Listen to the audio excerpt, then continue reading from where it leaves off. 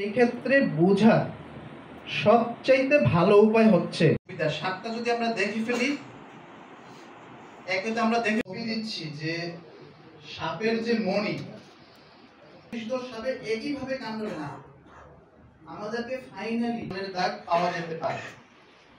কথা এটার উপরে তাহলে বলতে গেলে আলাদা লেকচার দিতে হবে যে আপনাদের এই যে আমাদের আপাতত দক্ষিণের চেয়ারম্যান মহোদয় বলেছেন যে কমিটি করা, আমরা একটাই বলবো, সেটা হচ্ছে আমরা বিভিন্ন পৌরসভার মেয়র এবং ইউনিয়ন পরিষদের একটু হলেও কমে গেছে।